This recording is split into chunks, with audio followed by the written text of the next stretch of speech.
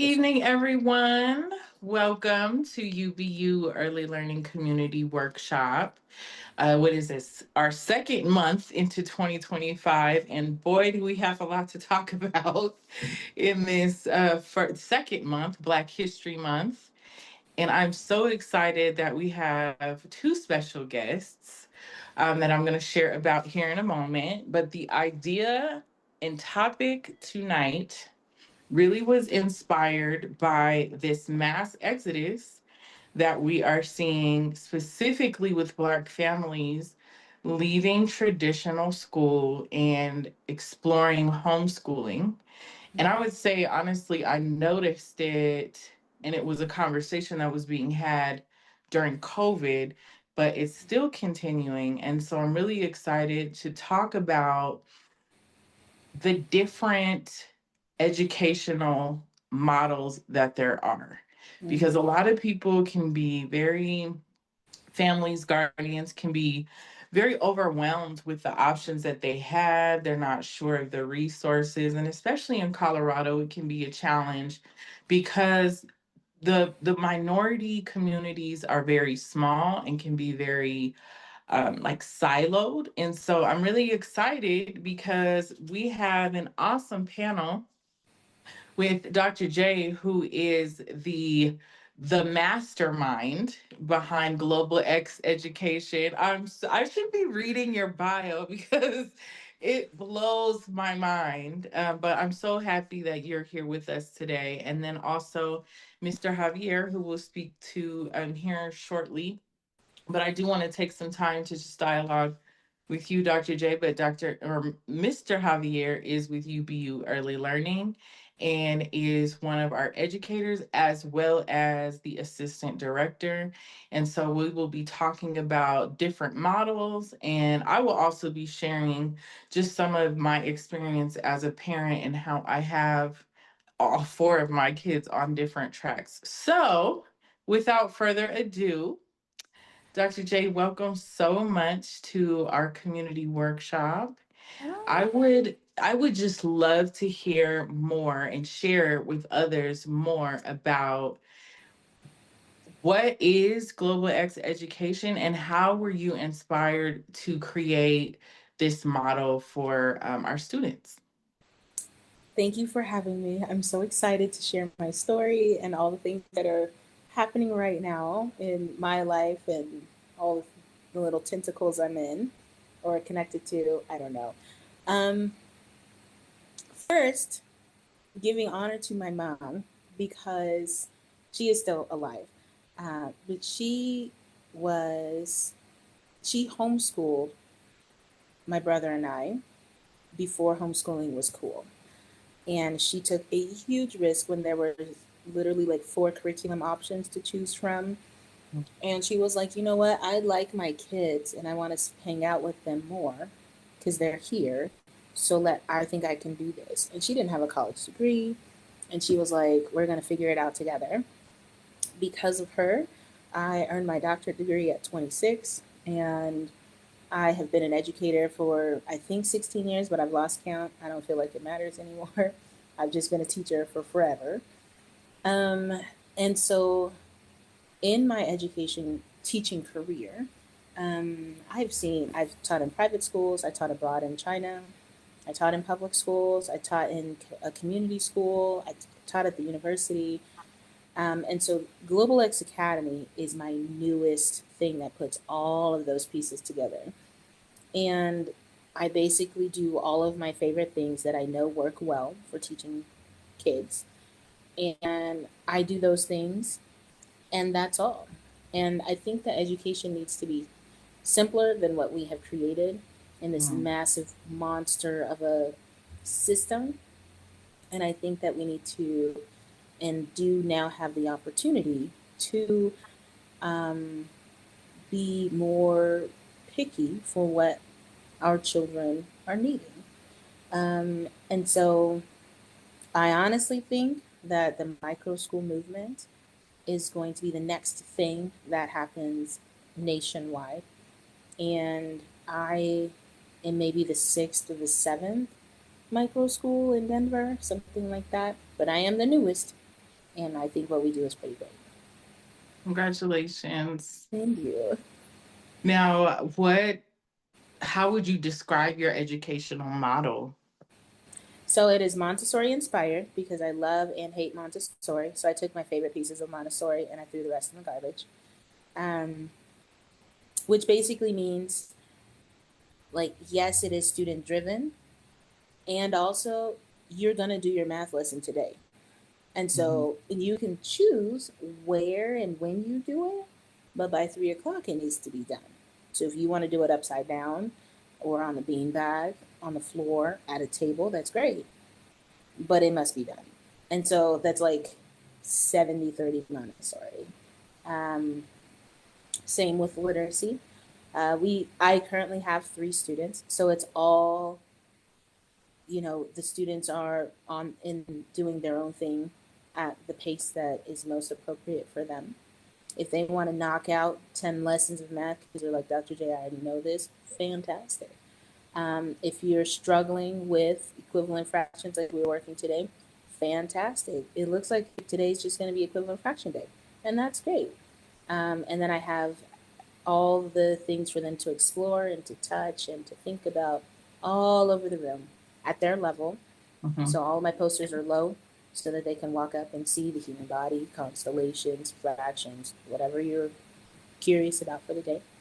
Um, we have extended playtime outside because weather is important and we need sun. And that's basically it. It's an in and out sort of situation. And we changing up the model a little bit because I just got funding for homeschool enrichment for the fall. So shameless plug, y'all need to sign up. It is Congratulations. free. It is Yes, free. nice. Yes, it is free for those who sign up. So grateful for that. And so we'll be adding art and more literacy. Language will be a huge thing as well. Global exploration, and probably some Tai Chi. Mm-hmm. Oh, So sweet. that's what's happening in the fall. So we're What growing. grades or age level, age level grades? Mm-hmm. What's your Yeah. benchmark in the students that you serve? So I am certified kindergarten to 5th grade. So it's a one-room schoolhouse. The kids come in, go get their work done. Um, I currently have 2 1st graders and 1 4th grader. Um, the 4th grader is fine. He's doing 4th grade stuff. The 1st graders are vastly different. One can write and love, but can like actually likes to hold a pencil and to write. The other one hates it and thinks he's gonna die early if I make him write a word. But the one that hates writing is doing 4th grade math, which is wild to me. And the other 1st grader, we are counting up to 20 because that's what she needs right now, which is 1st grade work. Um, Yeah. so because of my model, I can do that. Because these neither of these children would do well in a traditional classroom with 28 kids. Mhm. Not at all. They would both die early. One because the work is too hard, and the other one the work is too easy, and they'd just be goofing off. And so, because things are at their level, then they have no excuse. Another thing that's interesting is um, the 1st and the 4th grade are their brother and sister, and so they they had a lot of big feelings with came to like socio emotional. They just had feelings, and one of the 4th grade was like, Dr. J, I don't have anybody to fight in this class because there's only 3 kids, and I was like, that's great.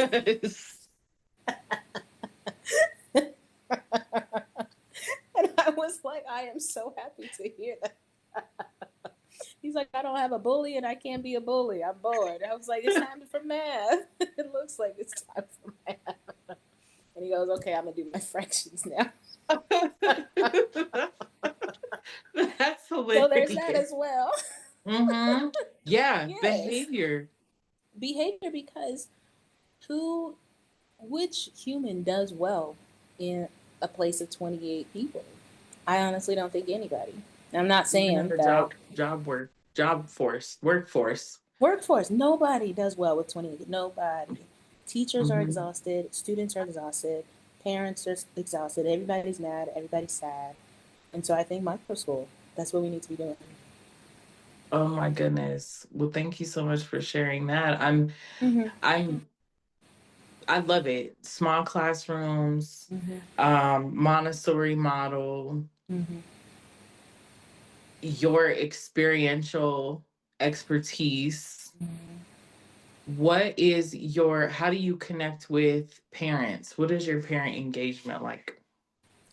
Uh, Text messaging and pick up and drop off. I let them know what's going to be happening for the day, when the next field trip is going to be, what feelings happen, what set people off, the great and amazing and incredible things that their kids are doing that they, because, they're working parents, they're not able to see. Mhm. Um, so if somebody carried the one in math class and we all celebrated, then that's what the parents know at the end of the day. Also, if you break a pencil, I'm gonna let you know about that as well, but I keep that at like a 90-10 ratio, especially for spice kids. And I did that when I was in the traditional classroom setting, because nobody wants I don't want to have to call the parents every day Yeah. because somebody's being having big feelings, and the kid doesn't want that. The parents don't want it either, and it makes it not effective. So I let them know 7 to 9 times that y'all are doing amazingly. But then also, we have to talk about this, so you need to go work on that at home, and then come back together. Sweet. So it's yes, that's how I engage with the parents. Mm-hmm. I'm curious too how, like, where are your students coming from? What were some of their backgrounds, and how did your families hear about you and all of a sudden just be like, oh yeah, it's on board? Because it's still a very foreign concept in the Mm-hmm. mainstream. So what did it take for you to win your Mm-hmm. families? I am 10% good at marketing right now. I was at 0%. I'm working on it. I'm doing my best. Good. I'm naturally an academic. I write sentences, I write books, I do words. But as far as like selling things, and that's basically what being in business for myself in the micro school model is now I'm selling my services, my product, which is high quality education. I have to sell it, which I hate because I don't like education and capitalism are bed partners, and I get it at the macro Mm, level. And also, I need to eat, and also, I need to do what's good for me or yeah, create a context where I am good. That's the macro level at the 30,000 foot. How did I find the families?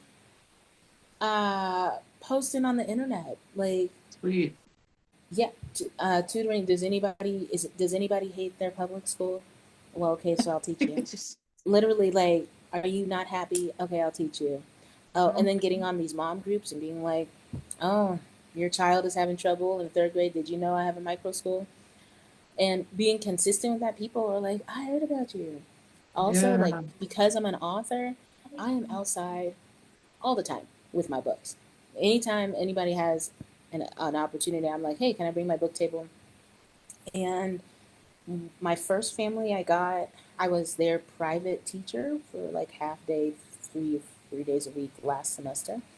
And she saw me, and that kid came from nature school, which is a Yeah. out in Golden. Do you know what I'm talking about? It's so Uh-huh. cool. Like an I don't do nature. exploratory. Yes. And Mm-hmm. so his social emotional learning is just top notch. Um, and because of that nature, I didn't know anything about it because I'm new to America again. Um, and so they were concerned because they had a new baby in the house.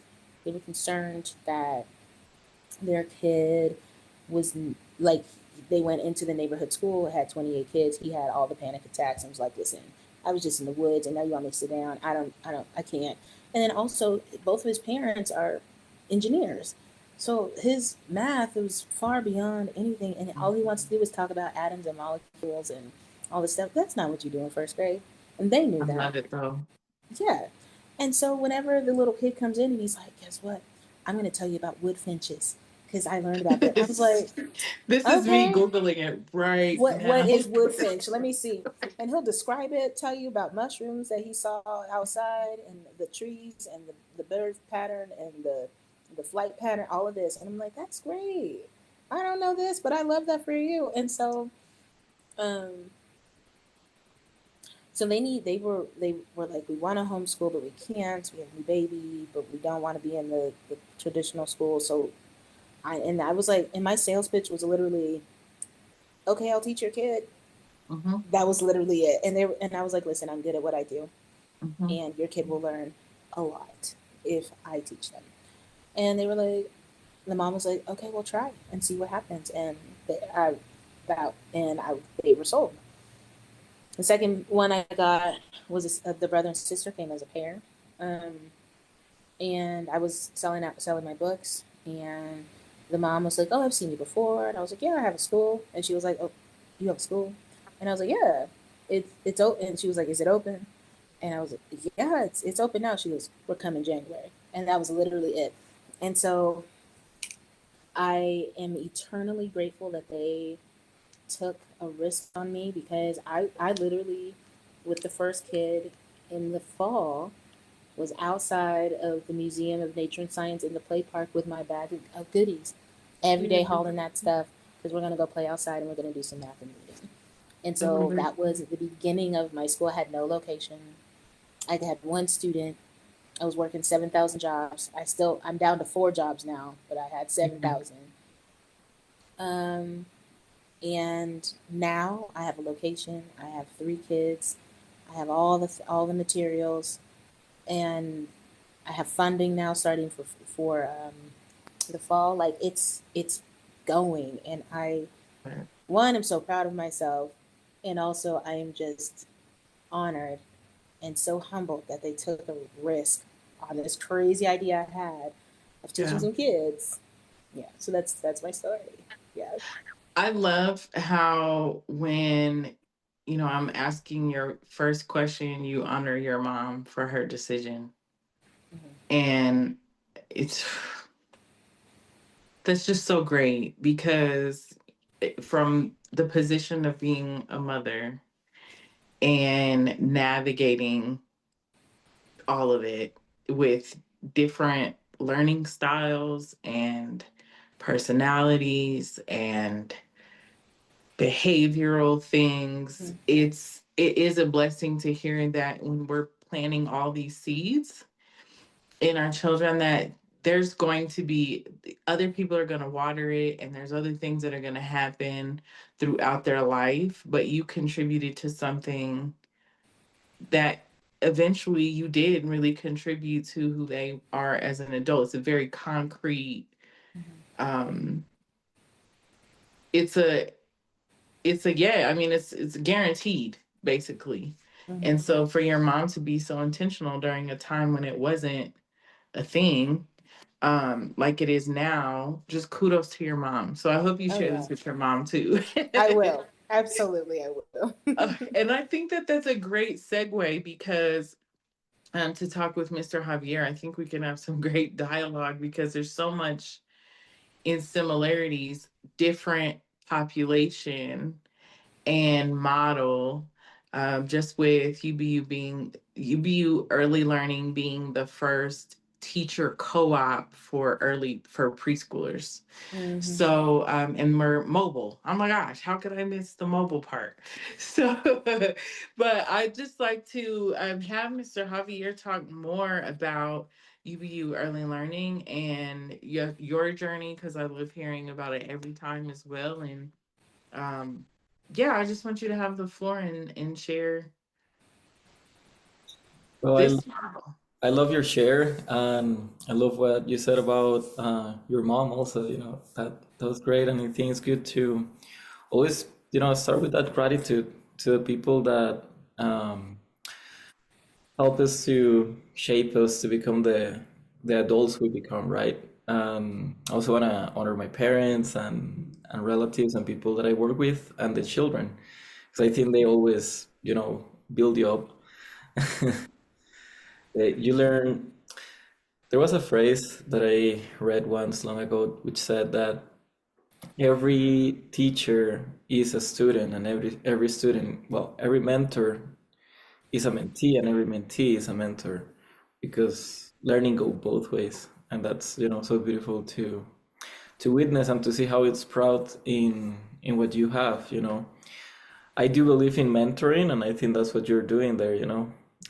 Showing that sometimes the topics we have to learn in a specific curriculum are harder because of the environment and also the ways of teaching, right? We all learn in different ways, and some people are more kinesthetic or more musical, but all of those things can merge in good teaching. And see your program, and if anytime we have an event, invited you over for you to put your book and stuff in there. I would love to get your books too. Yeah, definitely. Our last was it our last guest? Second to last guest was a comic book author. And then we had an author that wrote a book about stuttering in baseball, about this young man in studying baseball. So I feel like authors are a theme this year, and it would be awesome to have everyone's books, and then we read them all, and then we have another panel with everybody on, because I'm just so grateful how we recognize there's an issue. There's a sect in the world that recognizes their issue, and I'd say this is worldwide, but just within the scope of the United States, the back on top of which, this is something I have been thinking about, is COVID and that whole rock in the pond that it created, just a ripple effect. And so for me, at that time, I had three that were home because of, school not being in. So lots of laptops and, you know, trying to figure out the best learning situation for them, and then a baby. So, and then working virtually. And I think what I don't appreciate, and there were a lot of great things that came out of that, because my kids did find where they were frustrated or were trying to figure out an outlet, they are now still doing those things. So at the time, like, my daughter was having a really hard time with doing her hair. And I was like, well, now's a good time to like learn how to braid hair and learn how your hair, because you're always gonna have to learn. As a black girl, you're gonna have to figure out, all girls, but you're gonna have to figure out what's right for your hair. And so now I'm sitting in her salon, and I was like, I want to do something different. I'm gonna sit in her chair and do something different. And then my son, he has a t-shirt company because he loved to design. And then my other son, just basketball, that was his outlet. And they're all still doing those things. And I do think it was foundational when we were trying to figure out how to enrich their lives, being thrown this curveball. And I say all that to say those were the great things. So now I had to sandwich that, because the frustration that I have had is that we act as if nothing happened in the educational school system. We never took the time as a district, as a state, or anything, to stop for a minute and debrief on what went well, because there were some things that went well and we could have continued to carry on, and what didn't do well, and we shouldn't carry this on when we go back to school. And so I would have loved to have seen that, where not just faculty and the districts, but cluing in the parents, because it it did cause a trauma that we're not acknowledging, and that we're also still trying to figure out what the heck happened. And unless you had, even just a few tools in self-awareness, we're still oblivious to, or not even, don't even really know how to forecast how that's affected us. And so I'll say, and then I do want to see what your thoughts are on that. But recently on Facebook, there was a conversation about nonverbal children. And so it became this whole like back and forth. And I honestly, and I would never put the increase of nonverbal children, and I would never put just stick a whole label on something. But what I will say is that with us and the screen time and I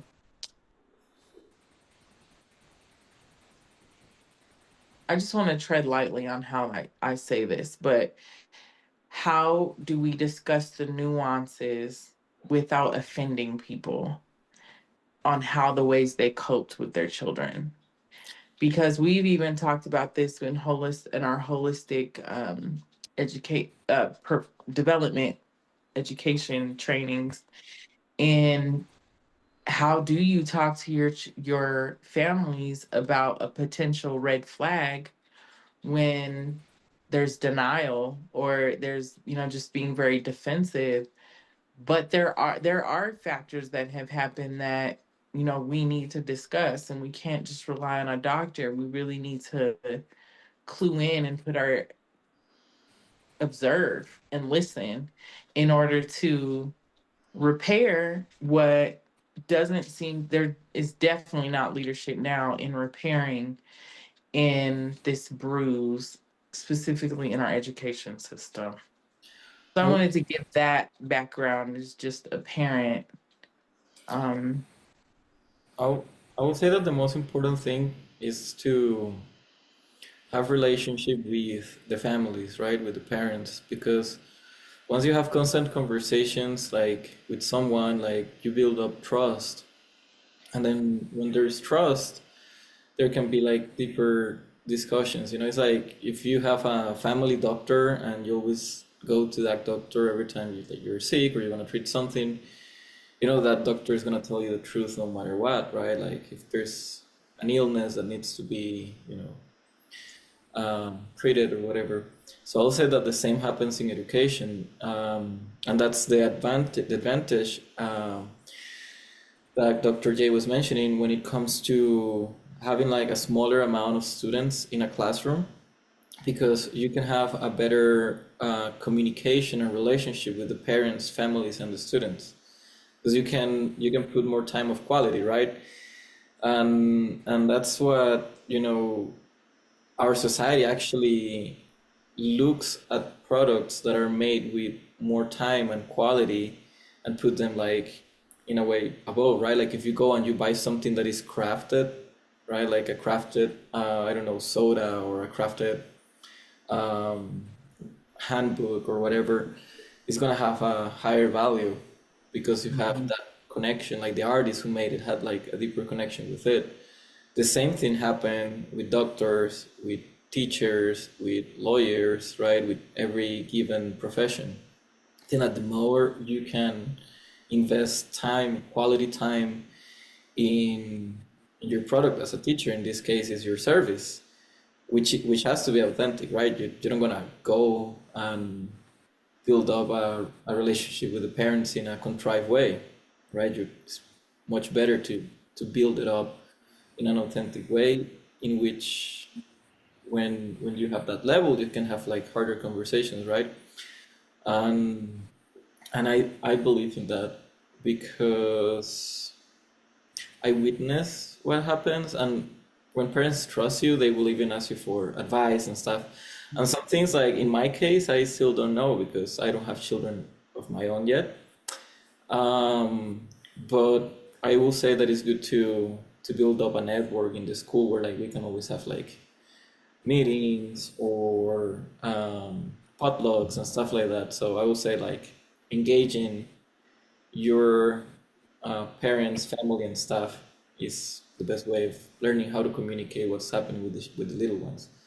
When it comes to COVID, yeah, indeed there was a decrease in how much kids can interact with certain things, like nature and stuff. Now I seen that the kids are getting now don't struggle as much as the kids we got right after the pandemic.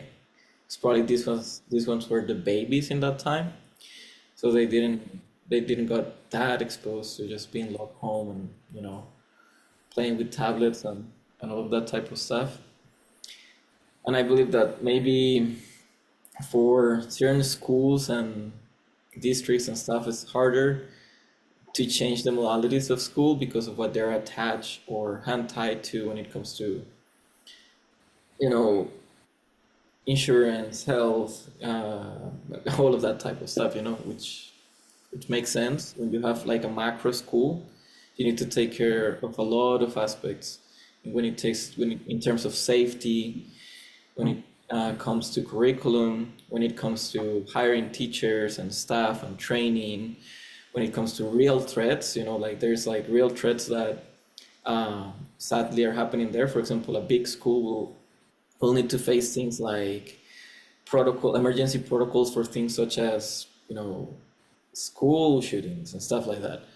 So when all of those little details come to place and there's like many risks and liability and all of that type of stuff, then there are things that seem very hard to change. So I think that little changes are what make the good job bigger, right? Like, for example, if a teacher, I don't know, brings a ceremony of gratitude once every week, and he just say, "Hey, let's talk about what we're grateful about," right, in the math class.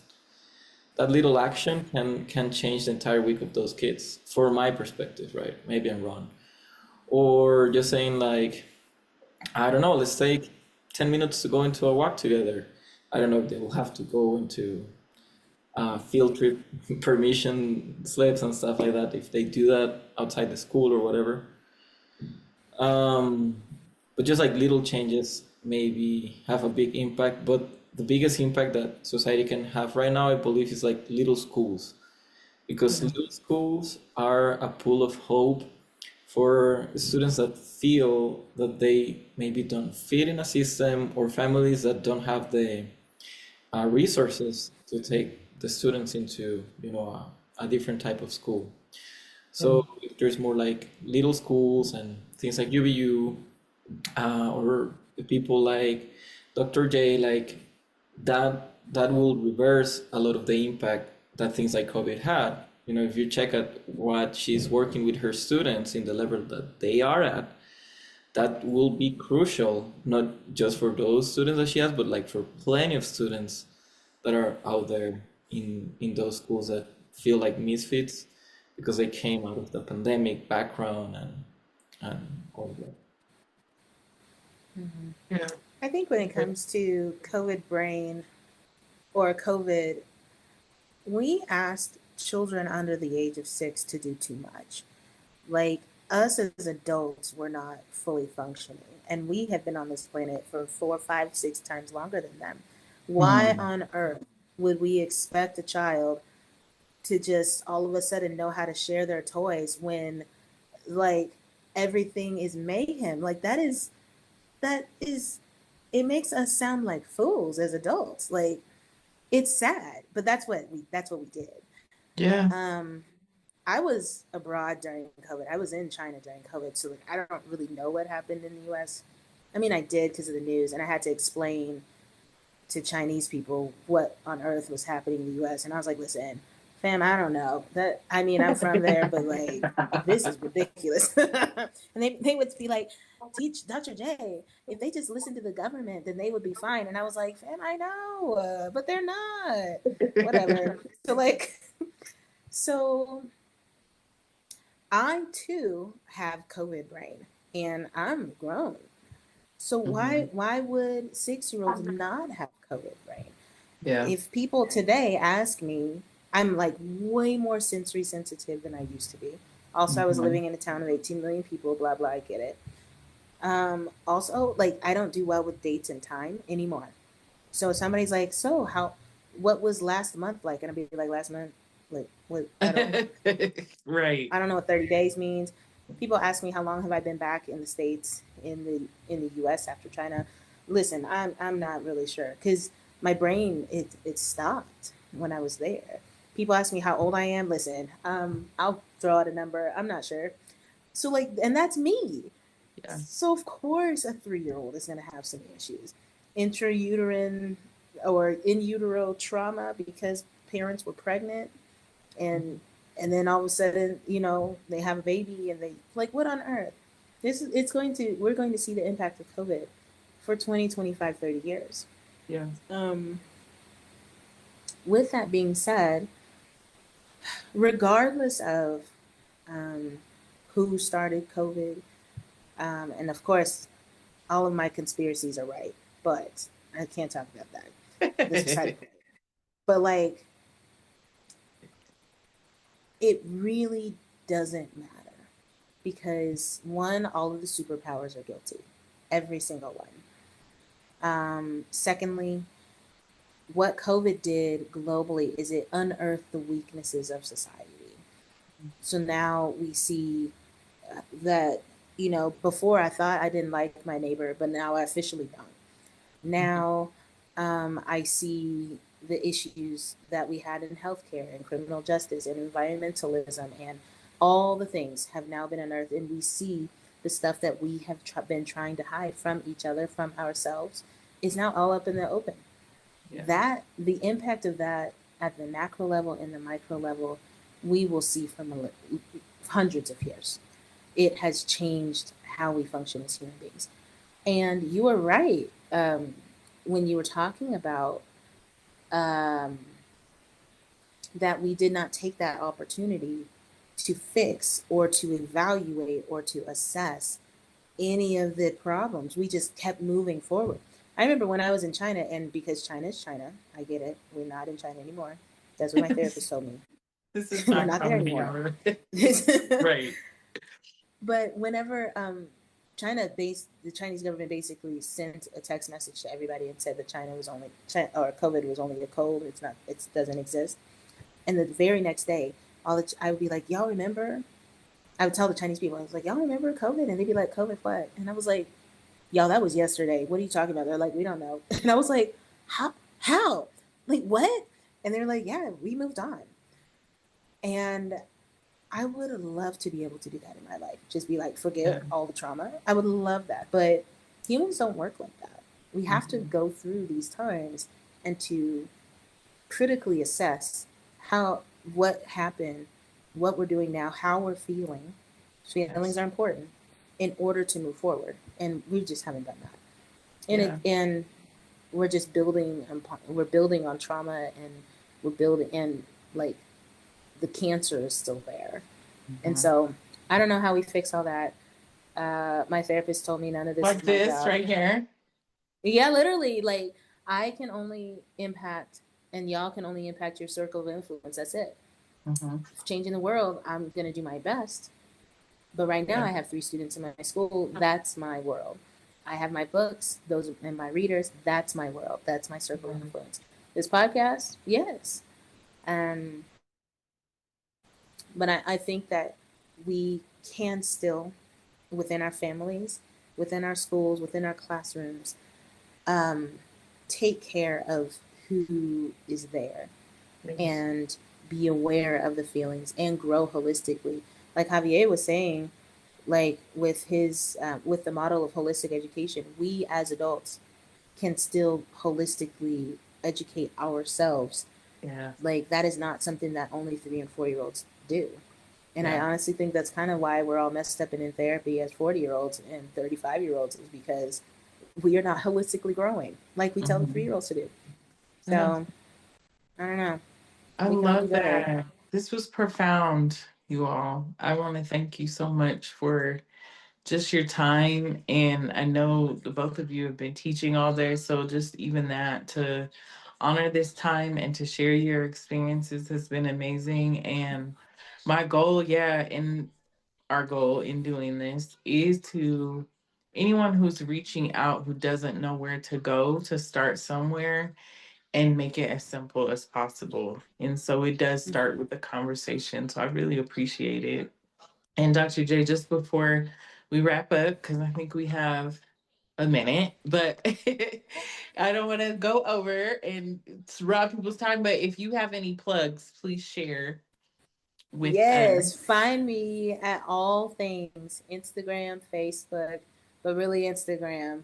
And also my website. It is globalexeducation.com, Global EX Education on Instagram, and it's all the same. But yeah, I am enrolling for the free homeschool enrichment. I have multilingual children's books. I have my school across the street from Anschutz. I do tutoring, piano lessons, all the things. So come see me. Yeah, let's Great. chat. Yes, thank you so much. And thank you, Mr. Javier. They know where to find us. You hope to see you again. Yes. And Yes. yeah, until next time, we're definitely going to continue to partner. That would be awesome.